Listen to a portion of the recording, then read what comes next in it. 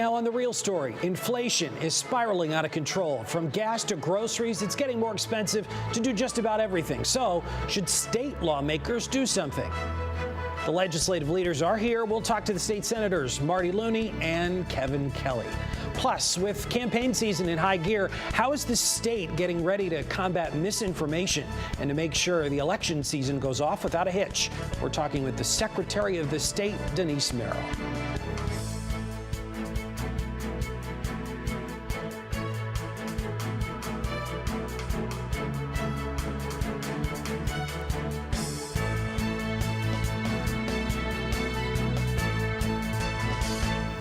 All right, good Sunday morning, everybody, and welcome to The Real Story. I'm Matt Caron. The legislative session wrapped up. The election season is in full swing. With rising inflation and gun reform on the table, there's certainly a lot to talk about. Joining me now are the two legislative leaders on different sides of the aisle in the state Senate, the Democratic State Senate President, Marty Looney, and the Republican leader, State Senator Kevin Kelly. Gentlemen, thanks for joining me. Great to be with you, Matt.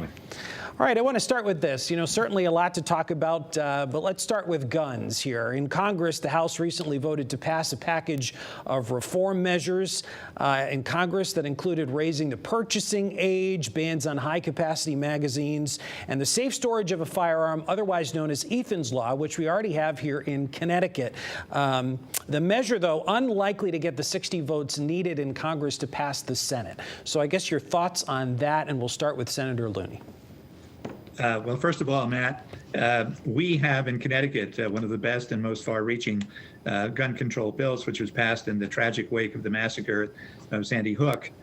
When we passed that bill in 2013, it was and still is a national model and has most, if not all, of the components that Congress is struggling to adopt right now. In fact, we had President Obama came to Connecticut that year hoping to build momentum for a bill that was pending in the Senate and did not pass. But it's absolutely essential, I think, that we have a national standard on background checks, on banning assault weapons, as we have in Connecticut, and banning the large capacity magazines. It is just awful to say that that is a stumbling block for people. There are some who say that, well, the problem is not guns, it's a mental health problem. But clearly, a deranged person who does not have access to an assault weapon is much less dangerous than someone who does. And that's the issue here in Connecticut and throughout the country. Yeah. Senator Kelly, what about you? I mean, Connecticut having some of the strongest gun laws in the country. Do you think they're strong enough? Do you think they're too restrictive? What are your thoughts? Well, I agree that we have one of the most restrictive and gun laws in the country. And thank God, subsequent to Sandy Hook, we haven't revisited that issue here in our state.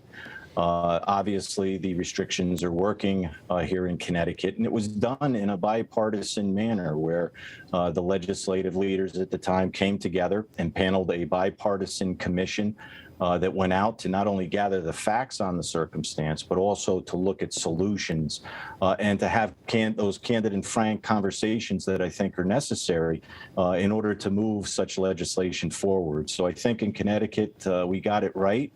And I think it's something that continues to work to this day.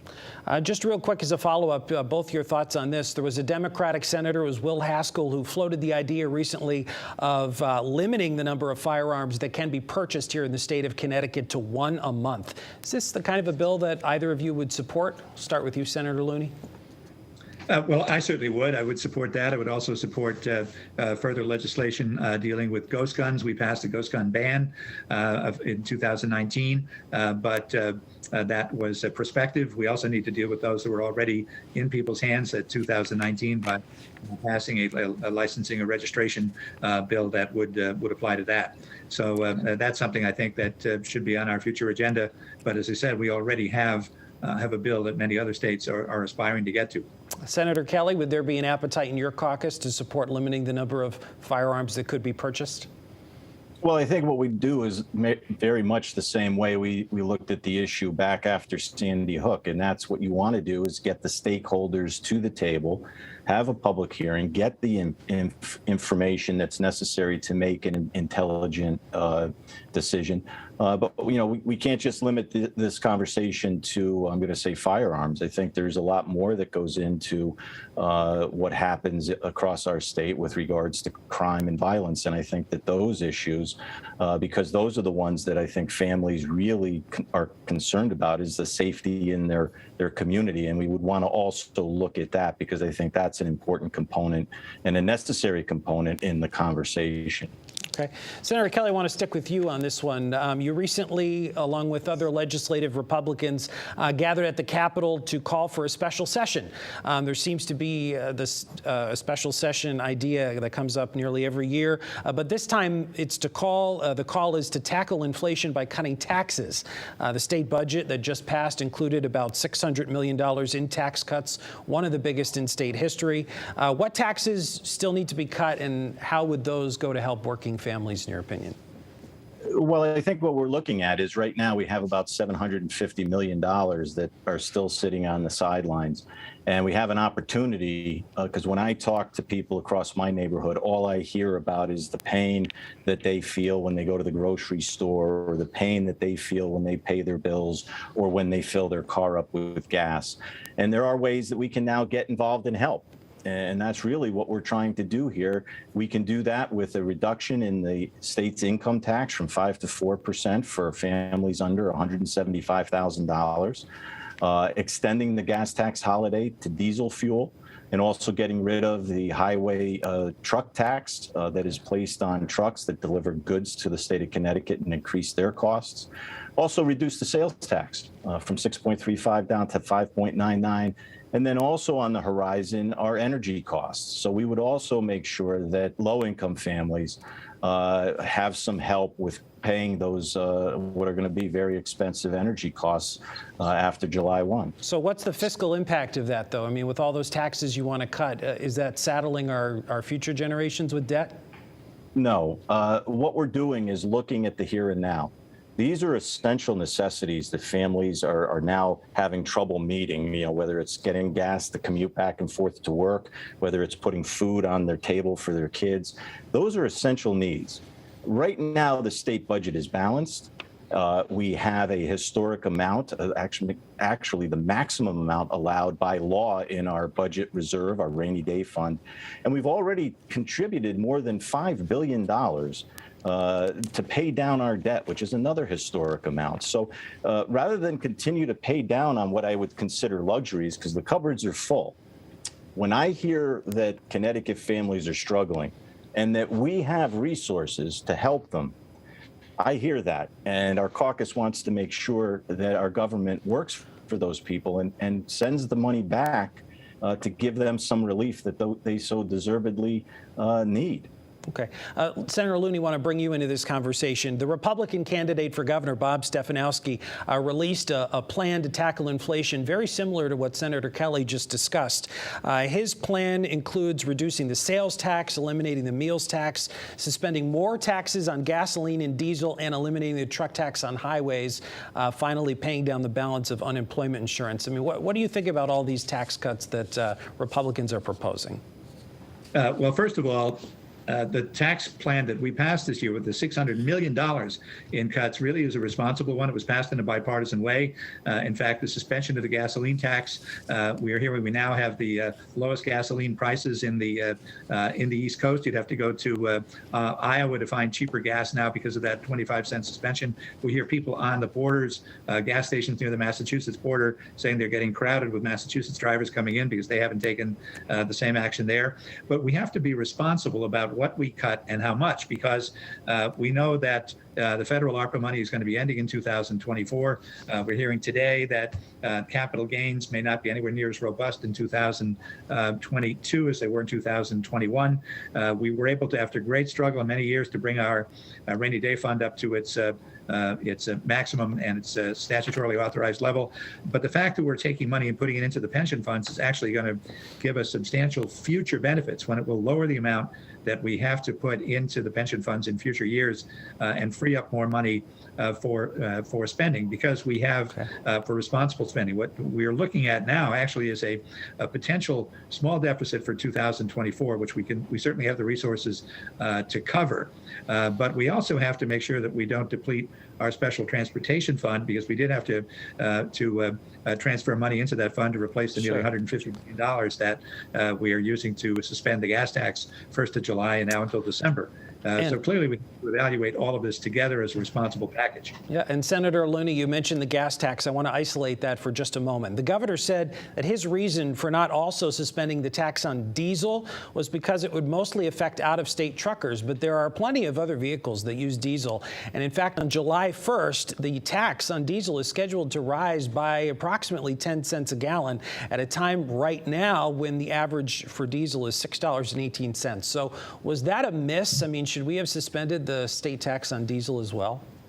Well, if you look at the history of the diesel tax, it was over 50 cents a gallon 6 or 7 years ago when the overall price was much less. So today, the tax on diesel is a significantly lower percentage of both the wholesale price of diesel and the retail price at the pump of diesel. It's been hovering between 40 and 50 cents. So the tax on diesel is not all that high or punitive right now. The overall price is high, but that has to do with situations in the world that have to do with what's happening in Ukraine and everywhere else. But it's all part of a package that we're certainly going to look at in the future. That's one of the reasons we extended the gas tax beyond July 1st to December 1st. But the other thing about diesel, of course, is that so much of it is paid by truckers who are passing through the state and are not paying tolls in Connecticut as they are in most other states. So that the challenge here, both for diesel, all right, truck tax that we put in January, is they're still going to be paying less in Connecticut in many ways than they are in states where they're paying heavy. I just want to give Senator Kelly a chance to respond to that. We're a little short on time here, but your thoughts, Senator Kelly? Well, we don't think it's irresponsible when we hear Connecticut families having trouble making ends meet today. And I hear, so we look to help them by giving them the tax relief. As to diesel, wherever those trucks come from, they're bringing goods to Connecticut. And when we tax those goods and make them more expensive, it's why Connecticut is unaffordable.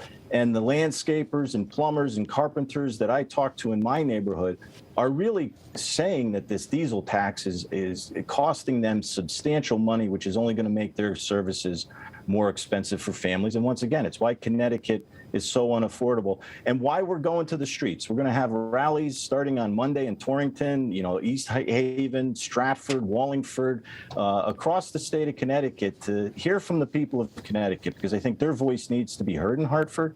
And I don't think it's ever irresponsible when we listen to them, when we have the power and finances to help them, that we respond in kind and do something. I think that's what we're elected to do, and that's what we're going to try and do in a special session. All right, keep this answer brief, but I want to end on this, something a little bit lighter here. I'd like each of you to tell me the one thing that you're most proud of doing in this last session. What was one thing that you're most proud of doing, and the one thing that you wish you had been able to get done but you didn't? Go ahead, Senator Looney. Well, first of all, one of the things I'm most proud of is passing the captive audience legislation that I first introduced back in 2005, which will prevent workers from being intimidated by their employers during union organizing campaigns, because there are lots of ways for employers to communicate with workers rather than intimidating them in captive audience meetings. Also, I wish that the Republicans had proposed a full-scale budget like they hadn't done since 2017, so we could have had a more comprehensive discussion on what various alternatives would mean. Go ahead, Kevin. Well, just before I get to what I'm proud of, just so everybody knows, in last year, 2021, we passed a bipartisan budget that Republicans voted for. And the Constitution only requires adjustments when the budget is in deficit, which it wasn't. So that budget was still good.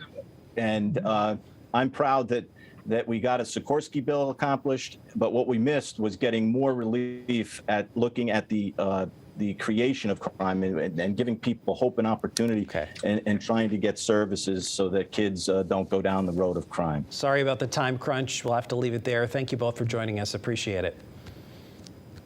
Thanks so much, Matt. Coming up next on The Real Story, cybersecurity, social media misinformation, foreign intelligence, our right to fair and free elections are constantly under siege.